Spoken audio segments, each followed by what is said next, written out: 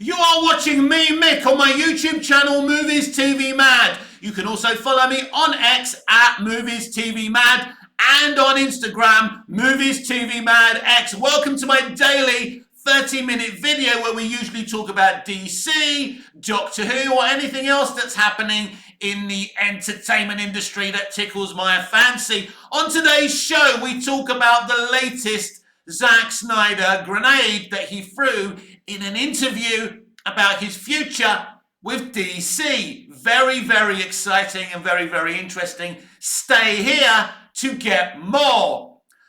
Former Doctor Who, Christopher Eccleston, was asked what would it take for him to return as the Doctor. He made a very, very controversial statement about that, saying the only way he returns if Russell T Davies, Julie Gardner, Jane Tranter and Phil Collinson are all fired. I will give you the background to all that as well. And current Doctor Who Supremo, Russell T Davies, has claimed there are no plans to bring back David Tennant's 14th Doctor at this point.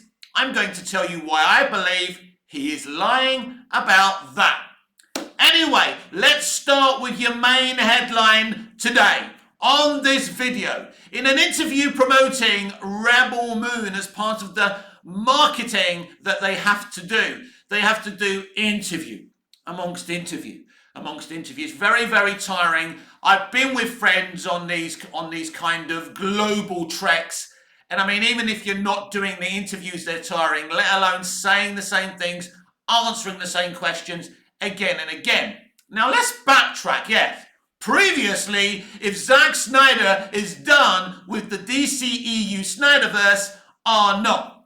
So last time he was asked this, he said he was not just indeed done with DC Snyderverse, but he was actually done with superheroes in general. Now, personally, I don't think this was a very wise move for Rebel Moon. And I'll explain why. Some people are saying what he said yesterday was distracting attention from Rebel Moon. No. Basically, giving positive vibes for the future of the DCEU Snyderverse gives more interest in Rebel Moon. Because most people don't even know what Rebel Moon is. They're not even sure if they should be interested in Rebel Moon or not. So whether you love Snyder's DC Snyderverse or you hate it, at the end of the day, hearing that gives more interest to Rebel Moon. So he said he wasn't interested about a week ago, or that he was done with it. He didn't say he wasn't interested. And I told you I gave the reasons why he did that. Because he ain't done with DC. He's never going to be done with DC. He would give anything to finish off his arc or to do a Dark Knight Returns movie. A faithful telling, adaptation of that graphic novel. Maybe he never finishes what he started and he directly goes into doing the adaptation of the Dark Knight Returns. I'm happy with that. By the way, some people may not be. But anyway, the reason he was saying he was done, because he's got no choice at this moment but to be done, because he ain't done with DC. He's never going to be done with DC. But for the time being, DC is done with him. And that's just the fact of the matter.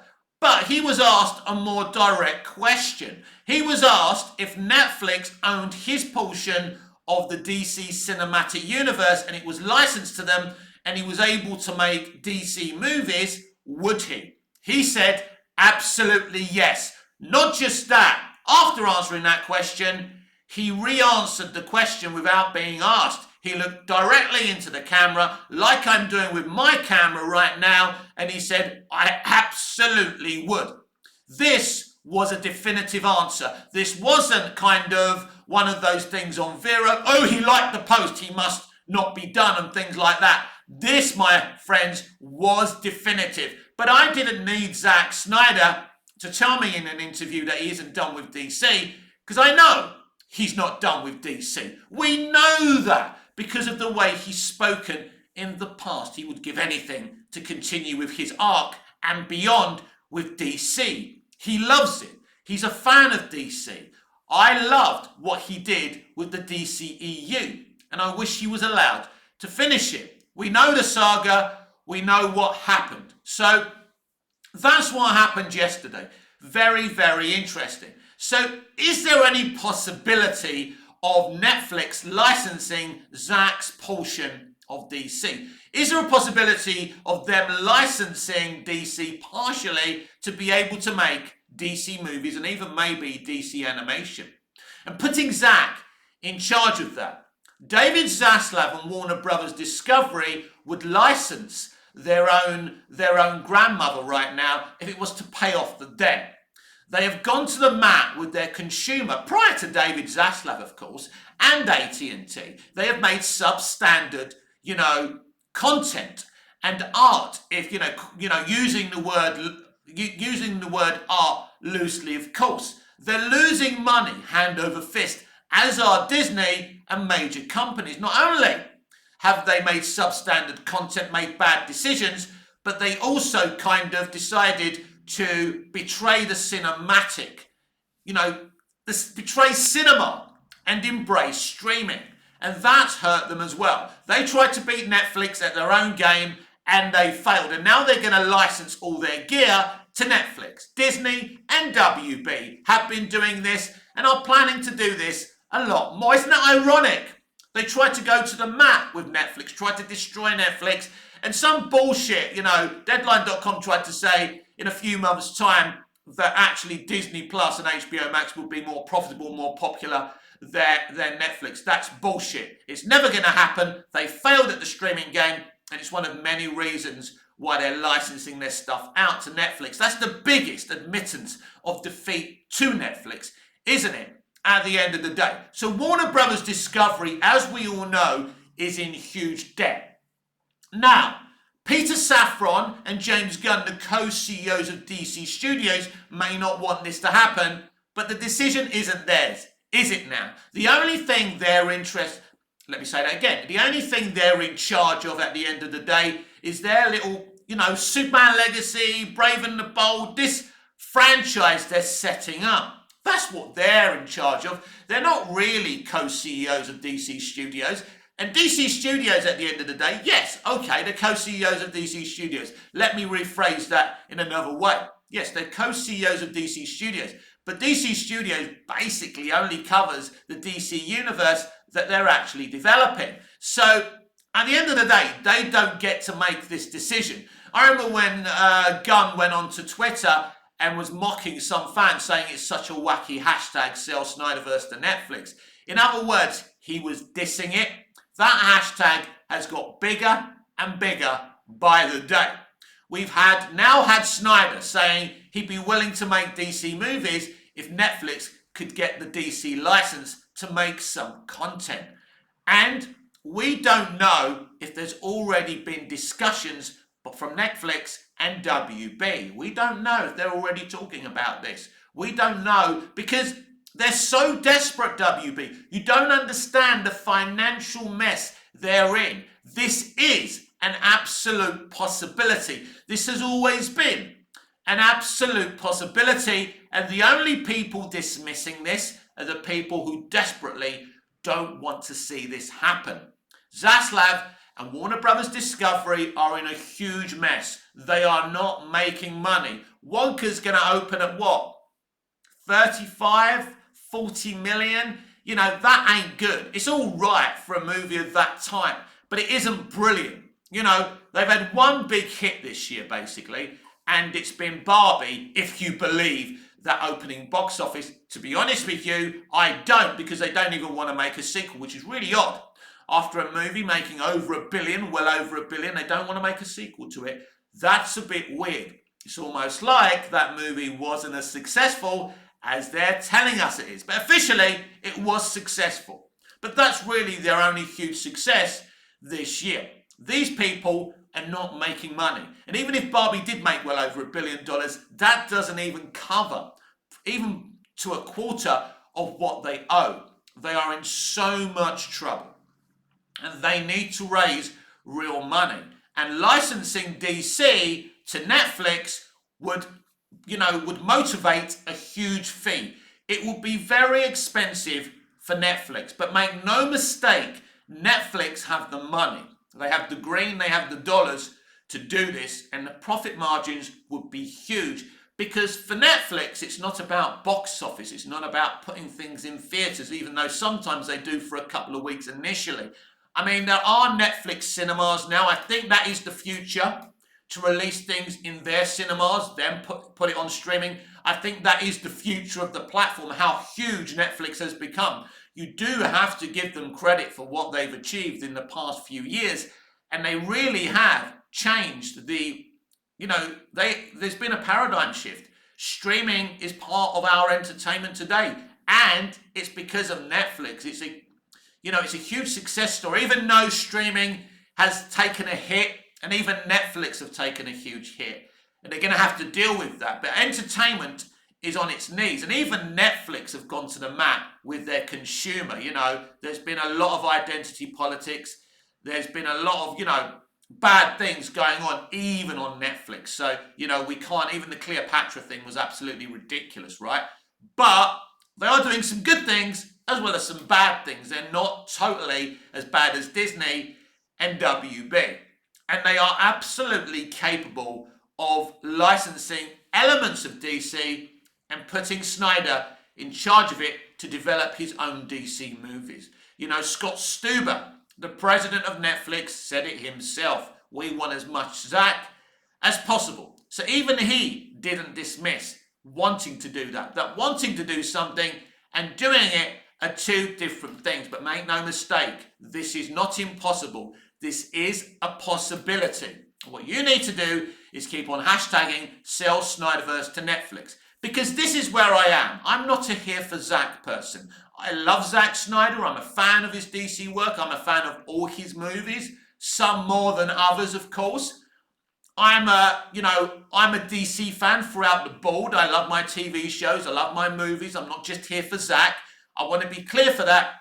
And I want to see James Gunn cook with the DC universe, but I also want to see Snyderverse finish off his arc and adapt the Dark Knight graphic novel and anything else he wants to do, because I believe the man's a genius, and I believe that James Gunn is a capable writer-director. I want to see what he's attempting to do with DC Universe, and I want to see Zack cook with DC, because what they're both doing, if Zack was able to finish off his arc and do an adaptation of The Dark Knight Returns, it would be a stark contrast. What both these men are doing is so different. They wouldn't even clash with each other. They wouldn't be in competition.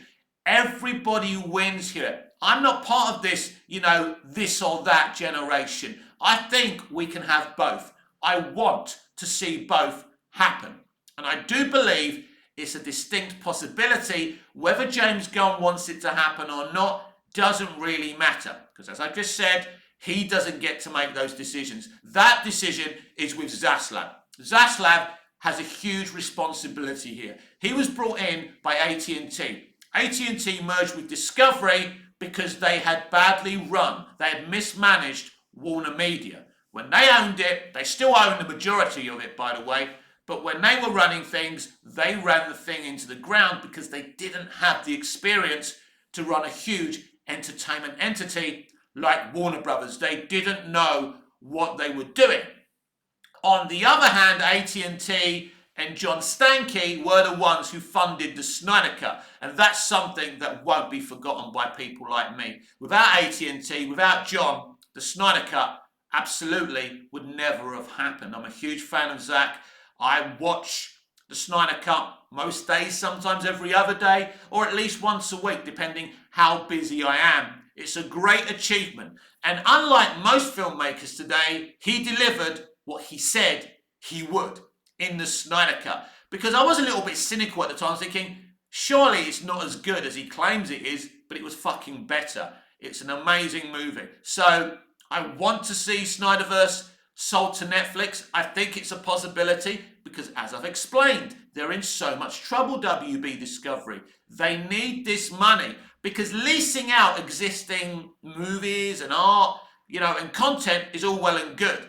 But that isn't enough. They're going to need to do more. And they do have this opportunity of leasing out DC partially to Netflix. And I think it's something you may see with Marvel Comics as well, and even Star Wars. I don't see at this moment in time Marvel being sold to somebody else or Lucasfilm being sold to somebody else, but I do believe that they will lease out portions of those properties so they can do other works with it. I think that is a possibility, and I think, leasing a portion of DC Comics out to Netflix would be a groundbreaking situation. So watch this space.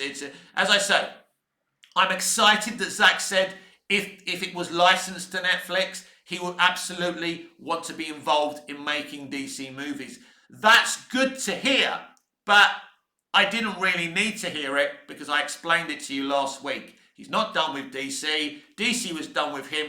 At the moment, he doesn't have the capability to work with DC, make DC movies, because WB are never going to invite him back to that table. It's as simple as that.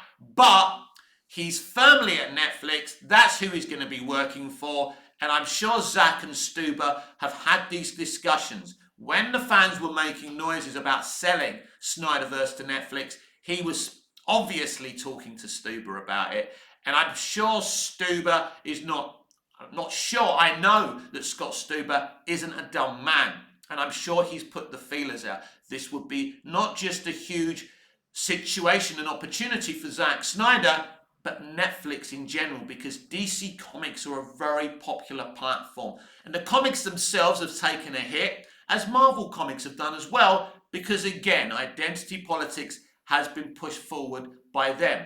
And all you're doing by lecturing your audience, by talking down to your audience constantly, whether it's comics, books, films, television, music, or even beer, you lose your customers, because when you talk down to them, it's like you're better than them.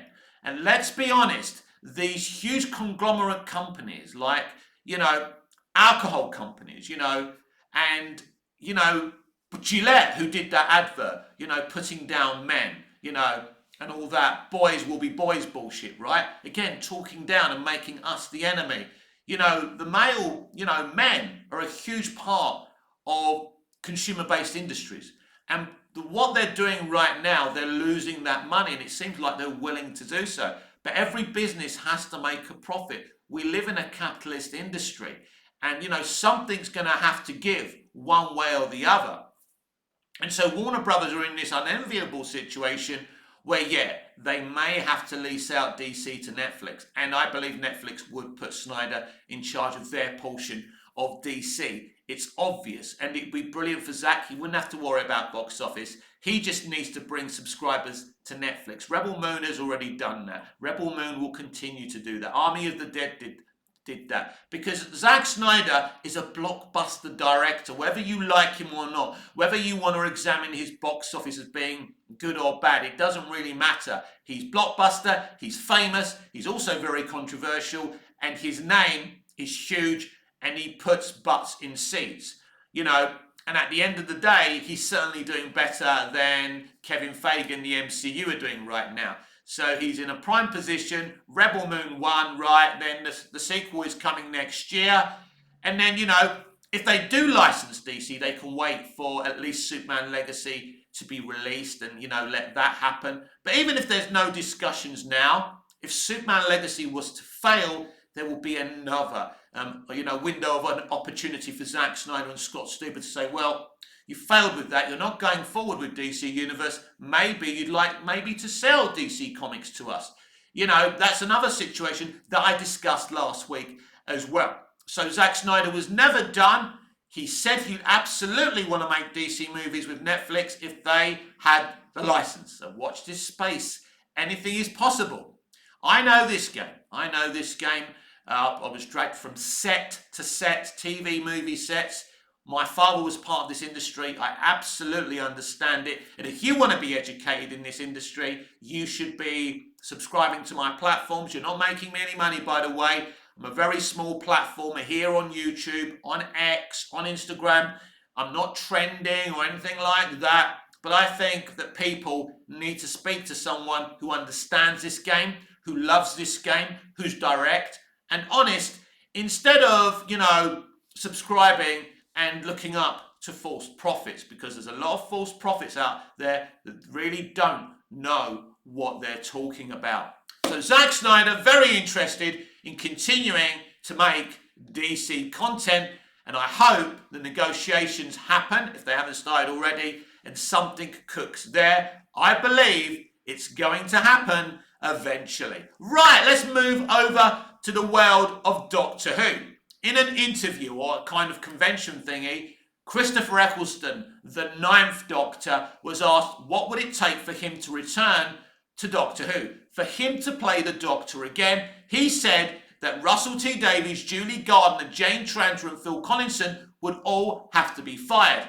Now, if we look back to the first series of the revival of Doctor Who, Christopher Eccleston worked with those people, worked for those people. They're the ones who recruited him as the Ninth Doctor. Now, we have to ask the question, what would Doctor Who, the revival, be today without Christopher Eccleston? Christopher Eccleston is a very famous actor, even prior to playing the Doctor.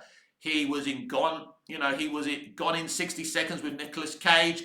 He was in the 4 sequel as well, which wasn't a big movie, wasn't even a good movie, but he's done a lot in Hollywood as well. And so why does he hate these people now who gave him a job and gave him this opportunity? Well, what happened was when they first started making Doctor Who, the revival at BBC Wales, it was very, very huge.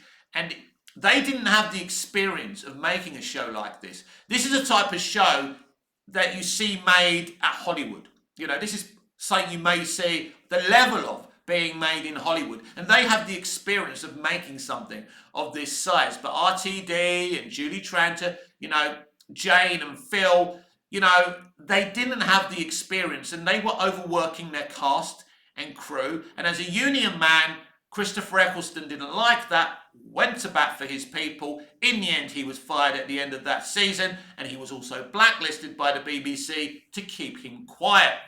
And when the time had come where Chris could speak about all this, he did. And he has in detail.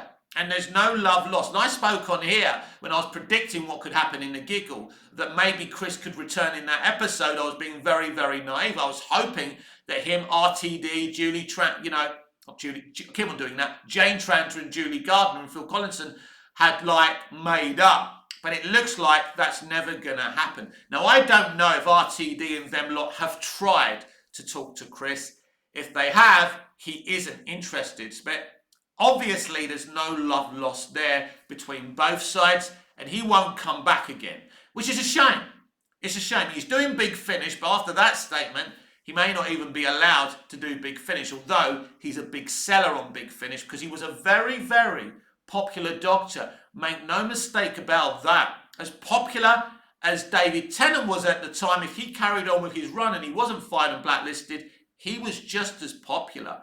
People forget that, you know. And RTD, I think, wanted to start off with David Tennant, but it was Christopher Eccleston who really pushed for him. You know, he wanted to be the first Doctor, and he proved to RTD that he could do it. But, you know, Christopher Eccleston isn't the easiest of people. He's very passionate. He has opinions. As I say, he's a union man. You know, he is one of those but I don't think he's an unreasonable guy either. So the whole situation is very sad, but that's what he said. Now, I love Russell T Davies, you know, Jane Tranter, Julie Gardner and Phil Collinson. They brought back Doctor Who. The original run of the revival was beautiful. They gave that to me. So I love those guys. But I do have to applaud the integrity of Christopher Eccleston of being so honest about that situation. The problem is with this industry, there are people with, you know, like the people I've just named, you know, Jane Tranter, Julie Gardner, Phil Collinson, RTD, who come across as nice people, but they're not perfect. And they talk down, as I said earlier, they talk down to their audiences when they're as flawed as we are. We're all flawed. Let's stop this moral virtue and looking down at each other. And so, yeah, I applaud Christopher Eccleston for being so honest about his feelings. Now, finally today, and keeping with the subject of Doctor Who, mentioned before, Russell T Davies, the current Supremo of Doctor Who, was asked if there's any plans to bring back David Tennant's 14th Doctor in the near future. Russell said no. I believe he's lying. Now, Russell has bragged so many times how he lies to the press, and he's lying this time. There is no way that he decided to implement this bi-generation, have David's 14th Doctor hanging around in the noble garden with a TARDIS of his own if he's never going to use him again. Now, I understand David's very busy. He can't just pop up and be full-time part of the show. But clearly, if I thought for any reason that this was the end and this was just the 14th Doctor's happy ending, I'd be really, really pissed off. And I don't think that it is. Because I think, as I explained to you, I explained to you in yesterday's video, I believe the false regeneration in the power of the Doctor was the beginning of the RTD plan. We saw Jodie's Doctor regenerate into David's Doctor. That was all because of the false regeneration. Now, I have another theory. I've always believed that David Tennant would be the next Master, so the 14th Doctor would become the next Master. And this is my theory. So we know that the Toy Maker put the essence of the Master in a ring. I believe the 14th Doctor will come into contact with the ring. The Master's essence will go inside him, take him over, making the 14th Doctor the Master. He has his own TARDIS. He's going to steal that TARDIS. He's going to travel through the multiverse, time and space, and he's going to cause absolute chaos. And then he's going to become the one who waits. Now, if you don't know who the one who waits is, he was mentioned by the Toy Maker about being someone he was so scared, and he's the only one he didn't mess with. So very, very interesting situations there. Now, keeping on the subject of Doctor Who, you know, there was an interesting situation when the Toy Maker and the Doctor were sitting there talking, and he goes, I made a puzzle of your history, Doctor. In other words, I manipulated your history. Now, this is very interesting because people are saying, is this a way of saying that the Timeless Child can be retconned?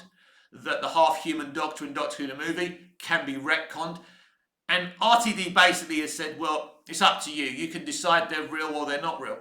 And I don't personally think that's good enough. You know, you either retcon something or you don't. But I think that's as much as what we're going to get from that.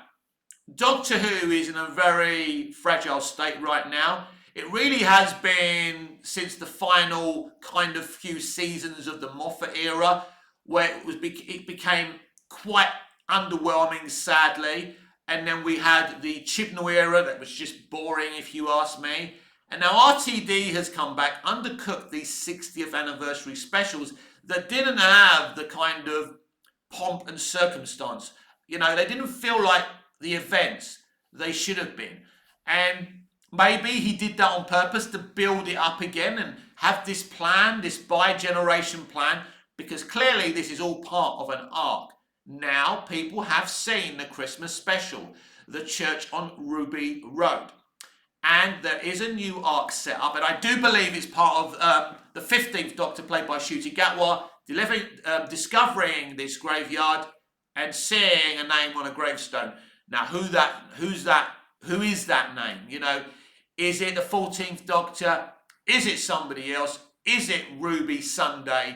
I would probably guess, and we have discussed this before, that it would be Ruby Sunday, but we'll have to wait and see. But as I say, you know, every new Doctor auditions for the British public when they first appear on the show. So Christopher Eccleston's audition was on the episode Rose. People loved it. They came back in their droves.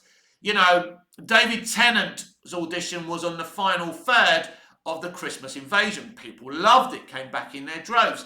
Matt Smith audition for the British public was 11th Hour. We loved it. We came back in our droves. You know, Peter Capaldi's audition was in Deep Breath. Mostly people loved it. People didn't come back as much as they did for the other Doctors, but they were still interested in Capaldi. And then records amount of people came for Jodie Whittaker's audition in The Woman Who Fell to Earth, and they left. They didn't like what they saw. And Ncuti Gatwa's audition to the British public as the Doctor was in The Giggle. We're going to find out on Christmas Day how many people will come back. At this moment in time, I think we're looking at an overnight audience figure for that Christmas episode of about 3.5 million. I think, even though that's not great, it's better than it going lower, because I think kind of the holiday specials that Jodie did were even lower than that. But At the end of the day, Russell has gaslit a lot of the audience. You know, they're looking for new people to come in to watch Doctor Who. And let me give you some advice, Russell. You should know this, and I'm sure you do. Kids don't watch television. In 2005, when he brought the show back, generally kids were still watching TV, as they always did. TV was always the number one thing that kids did. They don't do that anymore. They're gaming, they're on TikTok. This is just the reality of the situation. So alienating your existing consumer is very problematic. I also believe that RTD believes himself that controversy can put butts in seats. It's pretty obvious it doesn't.